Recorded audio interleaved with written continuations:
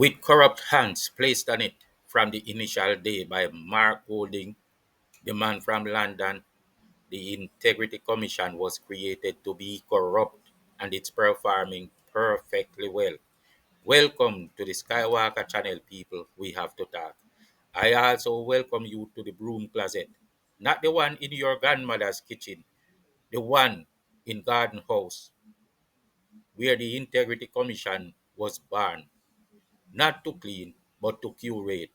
This isn't a watchdog, it's a ritual broom.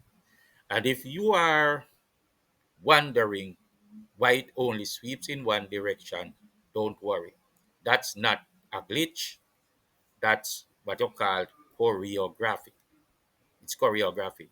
It's a comrade thing. The broom's birth certificate was identified in Jamaica, of course, unlike that of its co-founder, Mark Golding. Let's start with the origin story. The IC was formed in 2017, merging three oversight bodies into one mega broom. The public was told it was for efficiency. Translation: centralize the sweeping so you can control where not to sweep. It is a comrade thing, my people. It means we have problems by way of silent anarchy in our country. Mark Golding, former Minister of Justice, post Finsack, reputation in tatters and in desperate need of a legacy laundromat. He didn't just support the IC, he drafted it, shaped it, and now guards it like a relic. He didn't want to be cleared, he wanted to control the clearing people. He didn't build a watchdog, he built a ritual broom. And now he decides where it sweeps and where it politely tiptoes. And it tiptoes around his hedges at his undeclared $1 million home. Remember when he was staffing the broom closet? Huh? Greg Christie returned as executive director, known for targeting JLP figures while PNP scandals mysteriously evaporated. He was well trained in partisanship. Appointments were made with opposition consultation, allowing comrade aligned molds to enter under the cloak of neutrality. The JLP, in a moment of ritual lethargy, nodded positively. Mhm, mhm, mhm. Well, I wouldn't even say positively. I doubt they were positive about it, but they nodded politely and let the broom be seated. That wasn't a mistake, it was a gate, and the moles walked in wearing suits stitched from silence. PNP always instill their molds and then they will take you to court to protect them in these offices to keep them compromised and spitting in the face of democracy. Because that's what the PNP do. They mold every space, keep it compromised, and spit on the face of democracy. Ask Portia Simpson Milan, she will tell you I am not lying. She wanted to take the JLP to court for doing what was always in the order. Let's observe the leakocracy. When the news becomes the news is after it begins. Anytime the leakocracy begins, the news becomes the news. Reports began leaking to nationwide news network before Parliament could even blink. Was it nationwide? I think so. The media didn't ask who leaked it, they asked how to dramatize it. And I think it was nationwide because why? Because that initial thing would be best served by nationwide because the population would say, hey, it's so credible because it's a labor right news media reporting on a labor right. So they are strategic in everything they do. Hmm? Headlines were crafted for virality and not clarity, just virality. The accused was tried in public court before rebuttal could breathe. The leak wasn't a breach, it was a broadcast, and the media didn't just receive it, they ritualized it. Wholeness, Tufton, Market Me, each one swept into the spotlight with no map for rebuttal, no sweeping there. The broom doesn't clean, it performs. It is institutional molding, sabotage as strategy.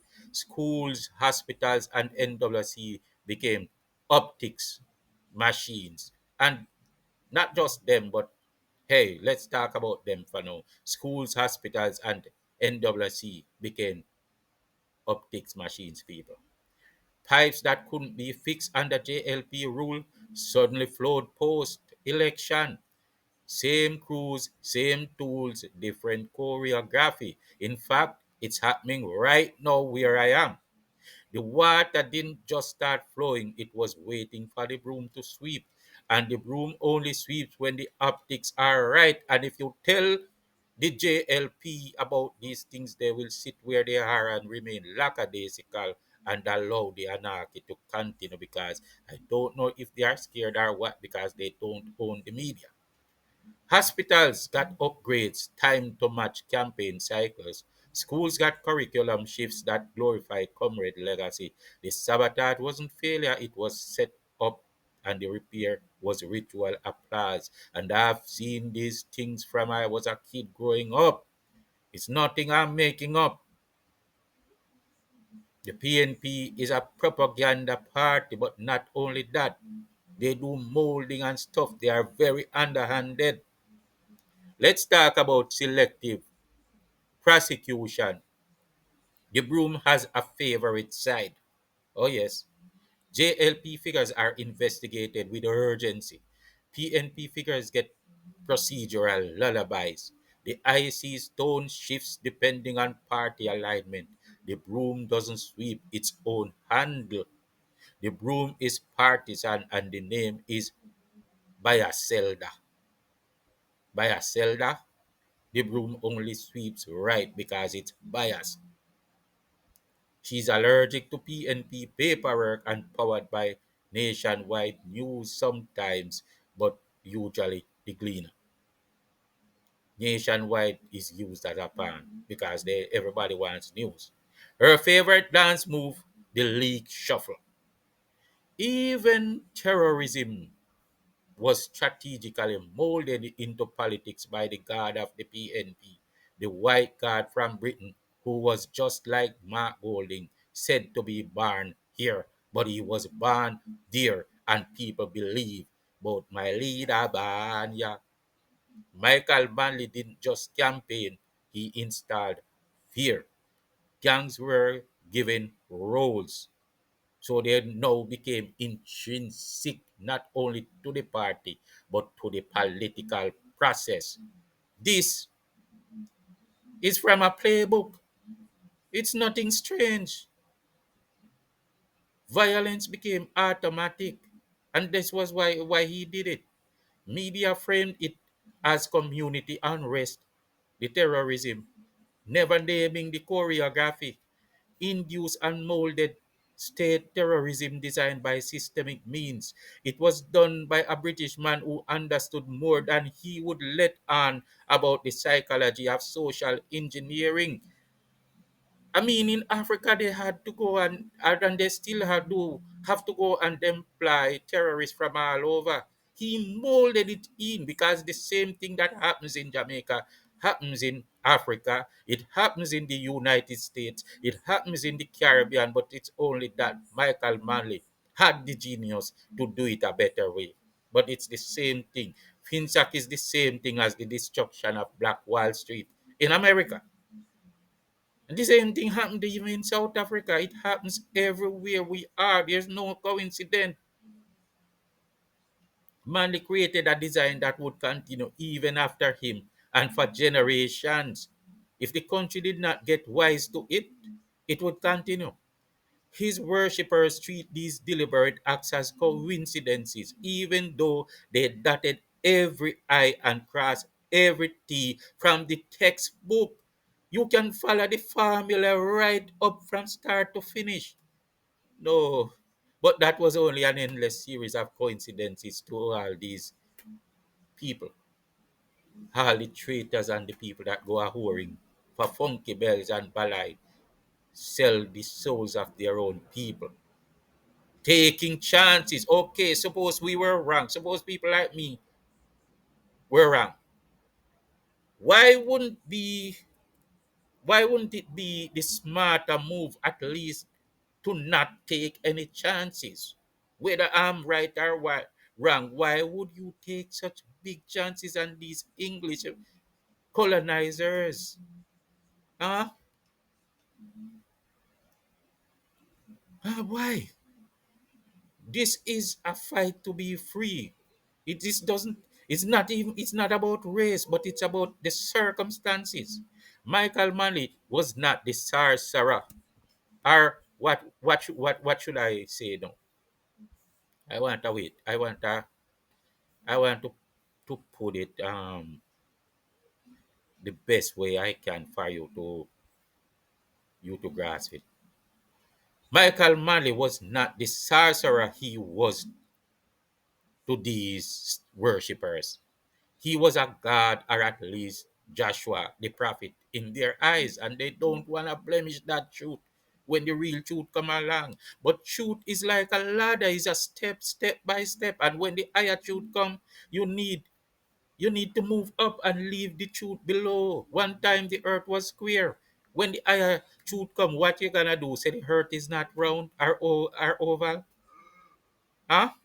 If any black prime minister tried half of what Manley did, he would be charged for 28 bank accounts, $3 trillion missing, and be tarred and feathered in the streets of Kingston. And the white man who accused him would probably have 60 odd bank accounts and a multi-million dollar undeclared property. But not to mention FinSac, not to mention freaking FinSac, the destruction of Black Wall Street in Jamaica. And even if the black man didn't try it, just because he was a black person with the audacity to be popular among the masses, he would probably get that treatment anyway. Ask Andrew Holness if I lie. I wonder if he has recovered yet. And then you look at all these black harlots and Judas is walking around talking about themselves in terms of being proud black man and proud black woman. And they're walking around preaching and selling out themselves. The bullets don't fly randomly, they fly on schedule. And the broom doesn't sweep. It doesn't sweep them, it counts them.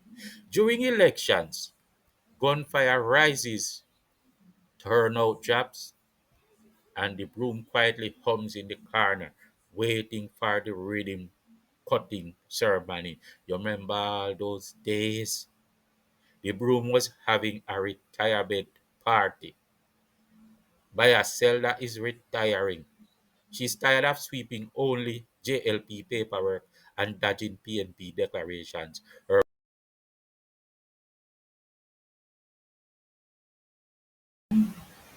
fearle- her farewell party will be hosted by the cleaner, catered by Market Me and DJ D by the Auditor General.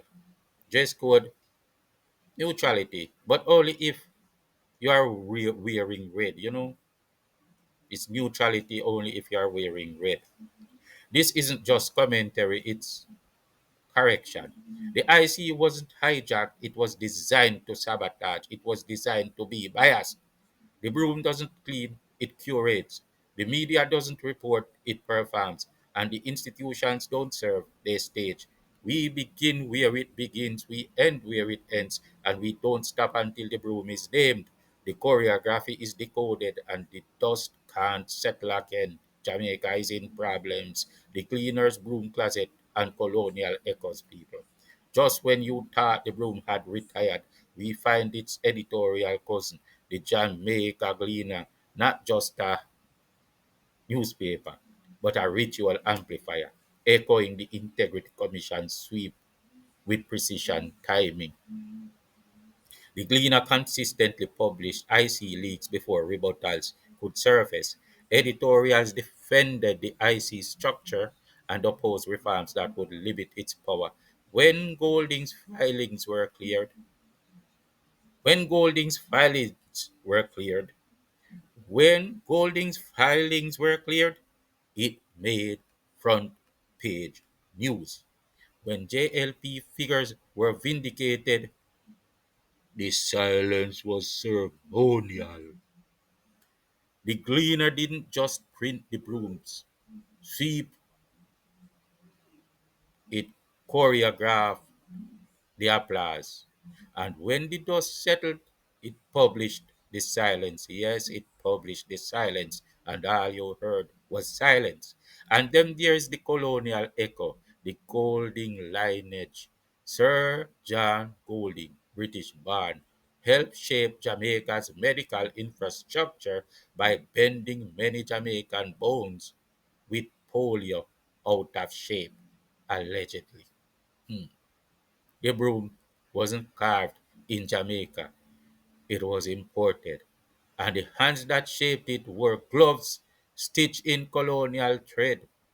Did I say hatred or thread? I don't even remember. Anyway, the commission wasn't just built, it was inherited. And the Gleaner didn't just report it, rehearsed. It rehearsed. Yeah, they didn't just report. You have to plan it and then you have to rehearse. Then, oh, forget that part. The broom has a British accent and the editorial board speaks fluent choreography. Mhm. The Gleaner has an editorial broom closet, people. Inside the Gleaner's broom closet, you will find one leak-proof pen, one editor with selective memory, one headline template, JLP under fire again, and a ceremonial map labeled Golding's Legacy. Huh? They don't just report, they rehearse. And when the IC sneezes, the Gleaner writes a symphony. This isn't just a broom, it's a media map, a colonial echo, and a ritual amplifier. The Gleaner didn't just cover the IC, it co authored the choreography. And when the dust settles, it's not silence, it's scripted quiet. This was a Skywalker no nonsense commentary. Thanks for watching.